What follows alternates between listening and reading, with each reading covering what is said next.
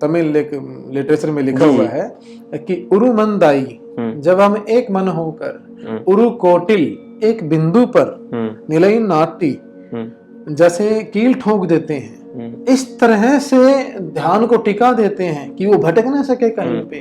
तेरे इंद्र, तब जो तुम चाहते हो ज्ञान मधिन ज्ञान प्रकाशते, तब वो प्रकाशित होता है, तब इंसान को आंतरिक प्रकाश के दर्शन होते हैं। तो ध्यान जो है वो किसी एक बिंदु पर अपनी तवज्जो को लंबे समय तक टिकाए रखने में सफल हो जाने का नाम ध्यान है। भारत भूमि के 2 शब्द ऐसे हैं जो पूरे विश्व को भारत की तरफ से देन है, और इन शब्दों का किसी भी भाषा में ट्रांसलेशन नहीं है। पहला समाधि, समाधि शब्द का कोई ट्रांसलेशन किसी भी भाषा में नहीं है। इमैनुअल कांट जो एक फिलोसोफर हुए हैं, जर्मन फिलोसोफर, उन्होंने एक शब्द इस्तेमाल किया ट्रांसेंडेंस।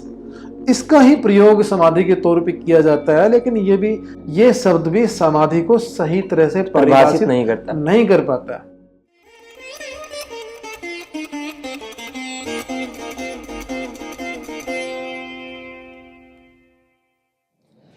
नमस्ते। आज एक बार पुनः हम आचार्य नवीन जी के साथ हैं, और आचार्य नवीन जी ज्योतिष और अध्यात्म के एक अनुभवी लेखक और शिक्षक हैं। पिछले महीने हमने 2 विषयों पर चर्चा करी। आज उसी श्रृंखला में हम एक और विषय पर चर्चा करने जा रहे हैं, और अष्टांग योग पर। मैं आचार्य नवीन जी का स्वागत करूंगा। नमस्ते आचार्य जी। नमस्कार जी। आप मुझे बताइए कि अष्टांग योग क्या है और इसे अष्टांग योग ही क्यों कहते हैं? देखिए, हमारे देश में 6 दर्शन प्रचलित हैं जी। न्याय दर्शन, सांख्य दर्शन जी, योग दर्शन, मीमांसा दर्शन, वैशेषिक दर्शन और वेदांत दर्शन। इन सभी दर्शनों का जो लक्ष्य है, मीमांसा दर्शन को छोड़कर बाकी सभी का जो लक्ष्य है वह मोक्ष प्राप्ति है। अब ये मिले कैसे? मोक्ष अर्थात कर्मों से मुक्ति की या सुख दुख के इस अंतहीन चक्र से मुक्ति की अवस्था को प्राप्त कैसे किया जाए, इस विषय पर ईसा से तकरीबन 150-200 वर्ष पहले महर्षि पतंजलि ने एक पुस्तक लिखी जिसको योग दर्शन के नाम से जाना जाता है। इस पुस्तक की सबसे बड़ी खूबसूरती ये है कि इसमें ही उन्होंने पहली दफे अष्टांग योग का परिचय दिया, यानी योग की प्रक्रिया का सिलसिलेवार तरीके से उन्होंने वर्णन किया।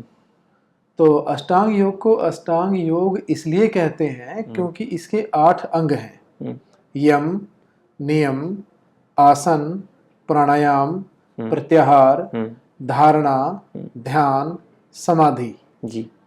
इन 8 अंगों की निरंतर इन 8 अंगों के द्वारा समाधि लाभ प्राप्त करने वाली प्रक्रिया अपनाई जाती है। जी। तो इन 8 अंगों के कारण इसको अष्टांग योग के नाम से जाना जाता है। जी। आचार्य जी, आपने जो हमारी पिछली चर्चा हुई थी उस पर आपने समाधि के बारे में बहुत विस्तृत जानकारी दी थी। यम किसे कहते हैं और यम से क्या अभिप्राय है? जी, देखिए, जब भी कोई काम हमें करना होता है तो उसकी शुरुआत के लिए कुछ न कुछ चीज़ें, कुछ ध्यान रखनी पड़ती है, एक तैयारी करनी पड़ती है। ऐसा तो है नहीं कि पानी मान लो 100 डिग्री पर उबलता है तो सीधा ही वो 100 डिग्री पे चला जाएगा। तो वो शुरुआत तो एक से ही करनी पड़ेगी। तो समाधि, अष्टांग योग का जो लक्ष्य है ये समाधि है, ठीक है। और इसमें सबसे पहला जो इसका पायदान है वो है, सोपान जो है वो ये है यम। यम माने संयम, यानी कि हमें क्या नहीं करना है, इस चीज पर उन्होंने ध्यान दिलाया। तो ये 5 चीजें उन्होंने बताई। इसके अंतर्गत 5 चीजें आती हैं: अहिंसा, सत्य, अस्तेय, ब्रह्मचर्य और अपरिग्रह। यानी कि महर्षि पतंजलि ये कहना चाह रहे थे कि हमें किसी के साथ भी हिंसा नहीं करनी चाहिए, शाकाहारी भोजन अपनाना चाहिए। दरअसल शाकाहारी भोजन और वैचारिक उदारता भारत की सबसे बड़ी विशेषता है। तो अहिंसा का अर्थ यही है, मन, वचन और कर्म से किसी का बुरा न करें, क्योंकि कर्मों की जो प्रतिक्रिया है वो फिर हमें माफ नहीं करेगी। जी। उसके बाद सत्य, तो उन्होंने यह भी दूसरा जो पायदान है यम का वो है कि सच बोलना चाहिए, झूठ नहीं बोलना चाहिए। तीसरा जो पायदान है इसका अस्तेय, अस्तेय माने चोरी नहीं करनी चाहिए, जी अनधिकार चेष्टा नहीं करनी चाहिए, किसी की वस्तु पर जिस पर हमारा अधिकार नहीं है उस पर नहीं जताना चाहिए। ब्रह्मचर्य माने अपनी इंद्रियों पर संयम रखना चाहिए, नियंत्रण में हमें रहना चाहिए। ये ब्रह्मचर्य का एक अर्थ है। और अपरिग्रह, अपरिग्रह माने किसी चीज का जरूरत से ज्यादा संग्रह न करना। जी और ये जो अपरिग्रह का जो सिद्धांत है, ये देखिए हमें इसका अर्थ ये है कि यदि हमारे पास जरूरत से ज्यादा है तो हम दूसरों के काम आए, दूसरों की मदद करें। ये मुख्यतः हमें दान देने के लिए भी प्रेरित करता है। जी। तो यम के ये 5 अंग हैं। आचार्य जी, नियम किसे कहते हैं और नियम से क्या अभिप्राय है? जी, अभी उन्होंने बताया कि हमें क्या नहीं करना चाहिए। अब वो बताते हैं कि हमें क्या करना चाहिए, उसे नियम कहते हैं। इसके अंतर्गत भी 5 चीजें हैं। शौच, शौच माने साफ सफाई, नहाना, अपने शरीर को और वस्त्रों को शुद्ध रखना, रहने की जगह को स्वच्छ रखना, शौच, इसी को शौच कहते हैं।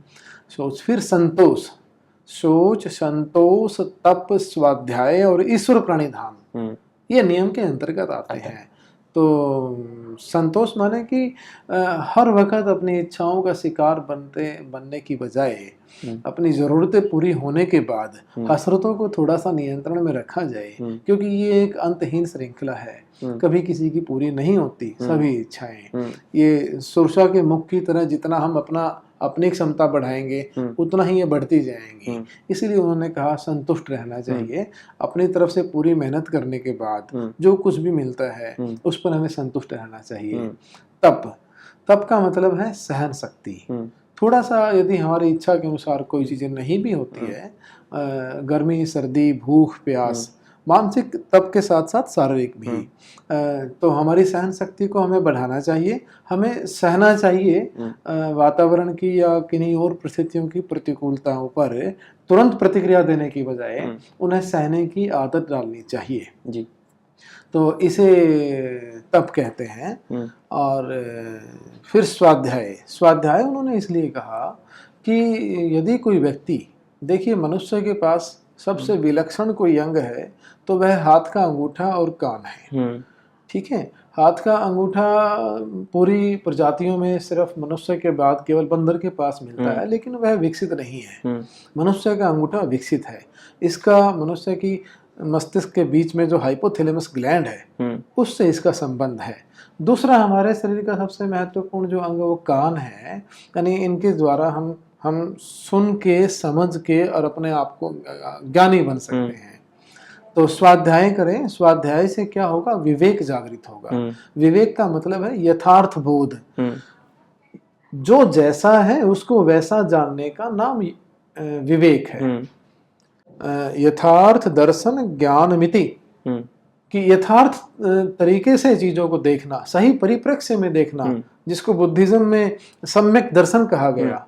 तो विवेक जागृत करने के लिए हमें स्वाध्याय करना चाहिए।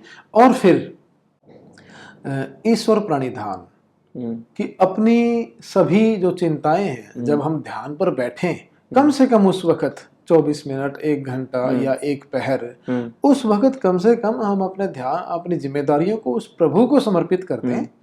अब एक व्यक्ति ट्रेन में बैठा सफर कर रहा है और उसका लगेज बॉक्स, उसके बैग जो है उसके सर पे रखा हुआ है, जबकि वो लगेज बॉक्स में भी रख सकता है लगेज बैग, अपने लगेज बैग को। तो जहां वो जाएगा वहीं उसका सामान पहुंच जाएगा। तो ईश्वर प्रणिधान का मतलब समर्पण से है, और अध्यात्म में समर्पण ही समापन है। आचार्य जी, इसी श्रृंखला में प्राणायाम किसे कहते हैं, उससे क्या अभिप्राय है? आसन इससे पहले आता है। नियम के बाद हम आसन पर आएंगे। अष्टांग योग का तीसरा चरण आसन है। देखिए, कोई भी काम करना है, हम चलते फिरते कोई काम नहीं कर सकते। पढ़ना है तो बैठना पड़ेगा, खाना है तो बैठना पड़ेगा, है ना। तो इसी प्रकार जब योग की क्रिया करनी है, ध्यान करना है हमें, तो हमें किसी न किसी स्थिति में बैठना होगा। तो किसी भी स्थिति में यदि हम सुखपूर्वक अधिक देर तक बैठ सकें, वह आसन है। महर्षि पतंजलि ने आसनों की विभिन्नता में हमें नहीं उलझाया। उन्होंने कहा स्थिर यानी स्थिरता पूर्वक, सुखम सुख पूर्वक, आनंद पूर्वक, आरामदायक तरीके से, आसनम अधिक देर तक जिसमें बैठा जा सके वह आसन कहलाता है। लेकिन जब एक बार बैठ गए तब हिलना डुलना नहीं है। तो योग दर्शन का, अष्टांग योग का जो ये तीसरा जो चरण है ये आसन से संबंधित है। आसन का संबंध स्थिति से नहीं स्थिरता से है। स्थिरता से बोध की तरफ मनुष्य जाता है, न कि स्थिति से, क्योंकि बोध तो किसी को भी किसी भी स्थिति में हो सकता है, वह सर्वव्यापक है। तो यह आसन है। इसके बाद प्राणायाम का जिक्र आता है। अब एक मनुष्य दिन भर की भागदौड़ करके और अपने शाम के वक्त या दिन के वक्त वो ध्यान करने के लिए बैठता है, तो देखिए कि ऑक्सीजन प्राणवायु है और हम सबको इसकी ज़रूरत रहती है। तो महर्षि पतंजलि ने कहा कि आगे बढ़ने से पहले एक बार गहरा सांस लें। 2-3 तरीके की उन्होंने विधियां बताई, पूरक, रेचक, कुंभक या भस्त्रिका और अनुलोम विलोम इत्यादि। जिसको जिस तरह से वो ठीक लगे उस तरह से वो 10-15 मिनट उस सांस पर अपना सांस के अनुसार अपने बॉडी को ऑक्सीकेट करे। सांस पर ध्यान नहीं लगाना, बॉडी को ऑक्सीकेट करने के लिए, माइंड को रिलैक्स करने के लिए ये प्राणायाम का जो एक चतुर्थ जो पायदान है अष्टांग योग में ये आता है। तो ये प्राणायाम है और इतना ही इसका महत्व है। और प्रत्याहार किसे कहते हैं? प्रत्याहार माने प्रति माने विपरीत, आहार माने भोजन। भोजन किसका? इंद्रियों का। हमारे शरीर में 5 ज्ञानेंद्रियां हैं, आँख, नाक, कान, मुख और त्वचा। इन ज्ञानेंद्रियों को ध्यान पर बैठते हुए इनके विषयों से हटाने का जो नाम है, कान का आहार संगीत है, नासिका का आहार सुगंध है, नेत्र का आहार दृश्य है, सुंदरता है, और जिह्वा का आहार भोजन है। तो इन 5 इंद्रियों ज्ञानेंद्रियों को ध्यान के वक्त इनके विषयों से हटाकर ध्यान की तरफ मोड़ने का जो नाम है कि भाई अब हमें अपने आप को समझाना है कि अब मुझे ध्यान करना है। एक साइकोलॉजी में एक टर्म आती है सजेस्टोलॉजी, खुद को सजेस्ट करना है कि ये जो 24 मिनट है, ये जो शुरुआत है, 24 मिनट का मतलब ये नहीं है कि इतना ही काफी है। काफी 24 मिनट से एक पहर माने 3 घंटे के लेवल तक जाना चाहिए। तो ये शुरुआत है। इतने समय में मैं संसार की बातों पर चिंतन नहीं करूंगा। ये एक तरह से वैराग्य की अवस्था को भी जाहिर करता है। विमुक्ता, प्रत्याहार माने विमुक्ता, इंद्रियों के विषयों से विमुक्ता। एक गजल बड़ी सुंदर इस बारे में किसी ने बयान करी थी। हमारे देश में एक अच्छी बात ये रही कि बहुत महात्माओं ने जिन्होंने ज्ञान प्राप्त किया, लिखा भी, और देखो ये सबसे बड़ी लेगेसी है हमारी पीढ़ी के लिए और आगे के लिए भी। तो एक 5-6 लाइनें मैं बयान करूंगा जिसमें प्रत्याहार को उन्होंने तरीके से बयान कर दिया है। जितने जुबां के रस थे सब तर्क कर दिए जब, अब जाए के जहां के मेरे ही बन गए सब। कि जितने भी मेरी जो जीवा है बाहर स्वाद ढूंढने की तरफ जाती थी, वो जब मैंने सब तर्क कर दिए, सब उनको त्याग दिया, उनसे मैं विमुख हो गया, बस जाए के जहाँ के, फिर भीतर की तरफ जो जुड़ा हुआ और जो आनंद आया मेरे ही बन गए सब। ऐसा लगा पूरे संसार का आनंद आ गया मुझे। रब की गरज से छोड़ा सुनने की आरजू को, कि पहले मैं कानों से संगीत की तरफ बाहर आनंद ढूंढने की कोशिश करता था, लेकिन when I tried to listen the sound of silence, रब की गरज से छोड़ा सुनने की आरजू को, अब राग और तमाशे मेरे ही बन गए सब। मैं अपने भीतर ही उस अनहद नाद से जुड़ गया जिसकी गूंज संसार में सबसे मीठी है, जिसके बारे में गुरु ग्रंथ साहब में लिखा, गुरु का शब्द महारस मीठा, बिन चाखे साध न जापे। हमारे महाभारत के शांति पर्व में छांदोग्य उपनिषद में भी इसका उद्गीत के रूप में जिक्र है, और ऋग्वेद के 10वें मंडल के 125वें सूक्त में भी इसी अनहद नाद का वर्णन है। तो फिर आगे वो कहते हैं, खुदा के लिए जो मुझसे दीदों की दीद छूटी, कि मैं बाहर सुंदरता देखने का प्रयास करता था, अब हुस्न के तमाशे मेरे ही बन गए सब। जब मैंने आंखें बंद करके अंदर ध्यान लगाया तो जो सौंदर्य है, जब कला में जो सुंदरता है, पहले तो वो कलाकार में है थी, तो मैंने उस कलाकार का सौंदर्य देखा, तो खुद हुस्न के तमाशे मेरे ही बन गए सब। आहा अजब तमाशा मेरा नहीं है कुछ भी, दावा नहीं जरा भी इस जिस्म इस्म पर भी, कि अब मैं एक ऐसी अवस्था में आ गया हूँ, देह से परे की एक ऐसी अवस्था में आ गया हूँ। प्रत्याहार की स्थिति पे ही मैं ये बता रहा हूँ आपको कि दुनिया के जिस्म लेकिन मेरे ही बन गए सब, कि ऐसा लगता है कि सारे संसार के शरीर मेरे अपने ही शरीर है। तो प्रत्याहार की यह है कि संसारिक विषयों से विमुख होना, कम से कम उस वक्त जिस वक्त हम ध्यान कर रहे हैं। आचार्य जी, धारणा से क्या अभिप्राय है? अब जब सारी चीजों से ध्यान हटा लिया तो कहीं ना कहीं तो इसको टिकाना है जी, क्योंकि हमें समाधि पर जाना है जी। समाधि के स्तर तक जाना है, तो समाधि तक जाने के लिए ध्यान को समाधि तब मिलेगी जब हम पूर्ण एकाग्रता की अवस्था में आएंगे। एकाग्रता के लिए धारणा की जरूरत है कि किस चीज पर हम ध्यान अपना टिकाएं। तो हमारे शास्त्रों में, हमारे भारतीय दर्शन में ये बताया गया है। देखिए, धारणा के लिए 3 प्रकार के बिंदु हैं जहां हम ध्यान टिका सकते हैं। शरीर से बाहर की मूर्तियां इत्यादि हो गई, या कोई भी और चीज हो गई जो हमारे शरीर से बाहर है। परंतु ध्यान का जो अर्थ है वो है बाहर से अंदर की ओर। इसलिए बाहर की किसी भी सत्ता पर जो इन आंखों के द्वारा दिखाई देती है वो तो नष्ट हो जानी है। एक महात्मा ने कहा, जो दिसे सो तो है नाही, जो है सो दिसे नाही। तो इसलिए ध्यान जो है अपने भीतर टिकाना चाहिए। अब भीतर कहाँ? हमारे शरीर में 6 चक्रों का वर्णन मिलता है योग दर्शन में। मूलाधार, स्वादिष्ठान, मणिपूरक, अनाहत, विशुद्ध और आज्ञा चक्र। अब आज्ञा चक्र मस्तक के बीच में होता है। तो अब ध्यान इसके नीचे के जो चक्र है, अब ध्यान का दूसरा जो अर्थ है वो ये है नीचे से ऊपर की तरफ आना जी। इसीलिए मुझे नहीं लगता कि ध्यान किसी को भी ध्यान जो है भ्रिकुटी से नीचे टिकाना चाहिए। हमारा जो चिंतन केंद्र है, देखिए कोई वस्तु यदि गुम हो जाती है, हम उसे ढूंढने का प्रयास करते हैं, तो अनायास ही हमारा जो ध्यान है, हाथ है, वो मस्तक के बीच में आ जाता है। हम यहां से सोचते हैं। तो धारणा के लिए अपनी भ्रिकुटी पर ही हमें ध्यान करना चाहिए। या तो अंदर में दिखाई देने वाले अंधेरे पर ध्यान टिकाए। ये सिनेमा के पर्दे की तरह होता है। जैसे सिनेमा के पर्दे में पीछे से किरणें आती है, तो लाइट वगैरह सारी वो सुनाई देती है, दिखाई देती है। इसी प्रकार जब हमारा ध्यान भ्रिकुटी पर एकाग्र हो जाएगा, तो अंदर के इसी अंधेरे में एकाग्र किरणें जब आत्मा की इस पर पड़ेंगी, तो हमें आंतरिक जगत के दृश्य और चीजें दिखाई देनी शुरू हो जाएगी। तो ध्यान या अंधेरे में टिकाएं, या अपने गुरु के स्वरूप पर टिकाएं, जिनसे आपने दीक्षा ली है, और या फिर परमात्मा को प्रकाश कहा गया है।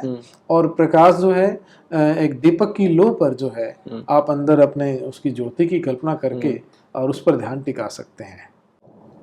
तो इसे धारणा कहते हैं। और इसी कड़ी में जो 7वां है ध्यान, उससे क्या अभिप्राय है?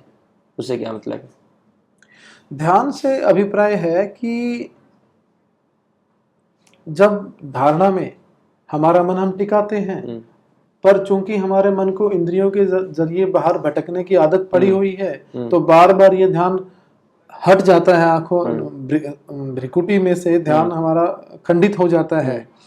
तो उस ध्यान को जब हम एक लंबा अभ्यास करते हैं, मैं अक्सर एक बात कहता हूँ, ध्यान जो है एक कला है। दुनिया में कोई भी कला किसी को छू कर नहीं सिखाई जा सकती, उसके लिए अभ्यास की जरूरत होती है। इसीलिए भगवान कृष्ण ने गीता में कहा, अभ्यासेन च वैराग्येन कौन्तेय गृह्यते, कि अभ्यास और वैराग्य। तो यहाँ अभ्यास की जरूरत पड़ती है। जब आपने धारणा के लिए एक पात्र अथवा एक लक्ष्य को निर्धारित कर लिया, तो उस पर लगातार ध्यान टिकाए रखने के लिए दृढ़ रहने का प्रयत्न करना, और ये प्रयत्न करते रहने से एक अवस्था ऐसी होती है, जैसे शुरू में ध्यान हमारा पानी की धार की तरह होता है, लेकिन बाद में तेल की धार की तरह हो जाता है।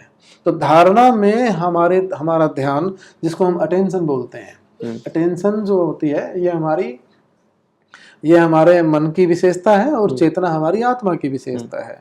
तो तवज्जो का मस्तक के बीच में लंबे काल तक टिके रहना ध्यान कहलाता है। और इसमें ये एक तमिल एक लिटरेचर में लिखा हुआ है कि उरुमंदाई, जब हम एक मन होकर उरु कोटिल एक बिंदु पर निलई नाटी जैसे कील ठोक देते हैं, इस तरह से ध्यान को टिका देते हैं कि वो भटक ना सके कहीं पे। तेरे इंद्र, तब जो तुम चाहते हो ज्ञान मधिन ज्ञान प्रकाशतई, तब वो प्रकाशित होता है, तब इंसान को आंतरिक प्रकाश के दर्शन होते हैं। तो ध्यान जो है वो किसी एक बिंदु पर अपनी तवज्जो को लंबे समय तक टिकाए रखने में सफल हो जाने का नाम ध्यान है। और जो सबसे अंतिम है समाधि, ये कितने प्रकार की होती है और इसे क्या कैसे परिभाषित करेंगे आप? समाधि को मैं इस तरह परिभाषित करूंगा, इस वक्त जो हम इस संसार में जी रहे हैं, आप और हम बात कर रहे हैं, यहाँ पर 3 हस्तियां हैं, 3 चीजों की सत्ता है। एक मेरी जो मैं बोल रहा हूँ, जिसे जीव कहा जाएगा, एक उसकी जिसने मुझे रचा, मेरा सृष्टा, जिसको ब्रह्म कहा जाएगा, और मेरे अलावा आप और बाकी साथी और बाकी सब, ये सब प्रकृति का हिस्सा है। तो जीव, ब्रह्म और प्रकृति की त्रिपुटी में हम जीवित हैं इस वक्त चेतना के वर्तमान स्तर में। जब समाधि लगती है तो समाधि के 2 प्रकार होते हैं, सविकल्प समाधि और निर्विकल्प समाधि। सविकल्प समाधि को संप्रज्ञात समाधि कहते हैं और निर्विकल्प समाधि को असंप्रज्ञात समाधि कहते हैं। तो समाधि की पहली अवस्था में जब इंसान जाता है तो प्रकृति का लोप हो जाता है, जीव और ब्रह्म ही शेष बचते हैं। खुद का उसे होश नहीं रहता, वो खुद का तो भान रहता है लेकिन प्रकृति का उसको भान नहीं रहता, पूरी सृष्टि का उसको भान नहीं रहता। या तो वो स्वयं है या वो ब्रह्म से जुड़ाव का आनंद अनुभव करता है। ये द्वैत अवस्था कहलाते हैं और इसको तुरीय अवस्था बोलते हैं। ये सविकल्प समाधि तुरीय अवस्था में हमें मिलती है। ये महाचेतन अवस्था कहलाती है, चेतना की, जिसका अभी मनोविज्ञान को नहीं पता। अब इससे आगे निर्विकल्प समाधि में का अर्थ है कि जब जीव साधना करते करते उसके सभी विकल्प, सविकल्प माने विकल्प सहित, अब समाधि तो है लेकिन फिर भी विकल्प कुछ न कुछ मन में सूक्ष्म संस्कार बचे हुए हैं, वो और जब ध्यान की गहराई में जाएगा तो वो निर्विकल्प समाधि की अवस्था में चला जाएगा वो, और उसे निर्विकल्प समाधि कहते हैं। उसमें फिर अद्वैत की स्थिति आ जाती है, जीव और ब्रह्म दोनों गायब हो जाते हैं और केवल उस परम सत्ता का ही अस्तित्व रहता है। उसे ब्रह्मी अवस्था कहते हैं, जिसको परम चेतन अवस्था भी हम कह सकते हैं। तो ये समाधि है। इस अवस्था के बारे में हमारे देश में एक फकीर ने, एक साधु महात्मा ने, देखो हर अवस्था को उन्होंने बयान किया, जो जिस अवस्था में गया उसने उस अवस्था को बयान किया। वो कहते हैं अद्वैत की इसी अवस्था के विषय में कहते हैं, मुझे मेरी मस्ती कहाँ लेकर आई, जहाँ मेरे अपने सिवा कुछ नहीं है। यहाँ पे वहाँ पे सभी में ही मैं हूँ, सिवा मेरे अपने कहीं कुछ नहीं है। अरे मैं हूँ आनंद और आनंद है मेरा, मस्ती ही मस्ती सिवा कुछ नहीं है। तो ये परम आनंद की एक ऐसी अवस्था है जो समाधि में प्राप्त होती है, और इसके प्राप्त होने के पश्चात वह जो मनुष्य है वह ज्ञान के शिखर पर पहुंच जाता है और जन्म और मरण के आवागमन के चक्र से छूट जाता है। हमारे देश में महात्मा बुद्ध, महर्षि रमन और नचिकेता, इन तीनों को मृत्यु ने बहुत प्रभावित किया जी।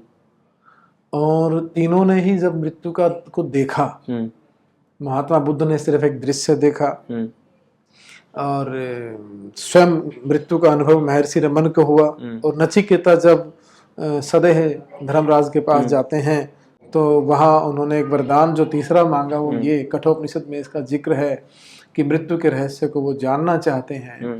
तो मृत्यु शब्द ने इन तीनों की चेतना को झकझोरा और इन्होंने उस विषय को जानने का प्रयत्न किया, और देखिए तीनों ही मृत्युंजय की अवस्था में पहुंचे। तो भारतवर्ष के 2 शब्द, भारत भूमि के 2 शब्द ऐसे हैं जो पूरे विश्व को भारत की तरफ से देन है, और इन शब्दों का किसी भी भाषा में ट्रांसलेशन नहीं है। पहला समाधि, समाधि शब्द का कोई ट्रांसलेशन किसी भी भाषा में नहीं है। इमैनुअल कांट जो एक फिलोसोफर हुए हैं, जर्मन फिलोसोफर, उन्होंने एक शब्द इस्तेमाल किया ट्रांसेंडेंस। इसका ही प्रयोग समाधि के तौर पे किया जाता है, लेकिन ये शब्द भी समाधि को सही तरह से परिभाषित नहीं कर पाता। तो समाधि और मृत्युंजय, जो समाधिष्ठ हो जाते हैं वे मृत्युंजय हो जाते हैं, मृत्यु से परे हो जाते हैं। इसका एक मैं अनुभव आपको सुनाना चाहूँगा, एक दृष्टांत जो मेरे साथ मुझे लगा कि ऐसी एक स्थिति, एक ऐसे महात्मा से मेरा मिलना हुआ, तो मैं वो बताना चाहूँगा। फरवरी सन 2000 फरवरी या मार्च का महीना था और सन 2005 का वर्ष था, और मैं अपने गुरुदेव श्री राम दुबे जी के पास बैठा हुआ था बीकानेर में। उन्होंने मुझे अनायास ही कहा कि बेटा, तुम्हें स्वामी रामसुख दास से मिलना चाहिए। वे हरिद्वार में ऋषिकेश में स्वर्ग आश्रम में रहते हैं और वे शरीर छोड़ने वाले हैं। वे उत्तरायण के यानी सन 2005 के उत्तरायण के समाप्त होने से पहले देह त्याग कर देंगे। तो आपको 15 जुलाई 2005 से पहले उसके अंतिम पखवाड़े में, यानी कि 1 जुलाई से लेकर 15 जुलाई के मध्य कभी भी उनके दर्शन करने चाहिए। वे एक सिद्ध पुरुष हैं, आपको मिलना चाहिए। तो मैंने बाबूजी से पूछा कि बाबूजी आपको कैसे पता कि वो शरीर छोड़ने वाले हैं? तो उन्होंने मुझे बताया कि एक दफ़े स्वामी रामसुख दास जी और हमारी मुलाकात जब हुई तो उन्होंने हमसे पूछा कि हमारी मृत्यु कब होगी। तो बाबूजी ने बोला कि हमने कहा कि आप तो मृत्यु को जीत चुके हैं, आप मृत्युंजय हैं, आपकी मृत्यु तब होगी जब आप चाहेंगे। तो स्वामी रामसुख दास जी ने मुस्कुराते हुए पूछा, तो ठीक है, हमें यही बता दो कि हम कब चाहेंगे देह त्याग करना।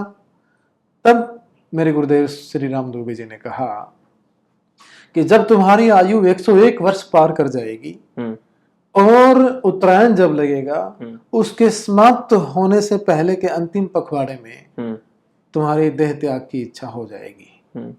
और बेटा, यही वो समय है, वो 101 वर्ष के हो चुके हैं और आपको जाना चाहिए, उनके दर्शन करने चाहिए, क्योंकि कहते हैं पुण्य पुंज बिन मिलहि न संता, महात्माओं के दर्शन करने चाहिए। तो फिर मैं मेरे मामा जी के साथ जुलाई के पहले सप्ताह में वहाँ गया, स्वर्ग आश्रम ऋषिकेश में गया, और 1 जुलाई को 2005 को स्वामी रामसुख दास जी से उस समय उन्होंने दर्शन देना बंद कर दिया था। और मैंने बाबूजी से कहा कि भी मिलेंगे कैसे? तो बाबूजी ने मुझे बताया था कि हमारा नाम लेना, वो मिलेंगे। तो हम वहाँ गए, एक सेवादार थे, उन्होंने कहा कि अभी स्वामी जी मिलते नहीं हैं किसी से। तो मैंने कहा हमें बीकानेर से श्री राम दुबे जी ने भेजा है। तो वो अंदर गए और फिर हमें 15 मिनट बाद उन्होंने अंदर बुला लिया। मैंने एक कमरे में पूर्णमासी के चंद्रमा जैसा शांत और शीतल चेहरा देखा।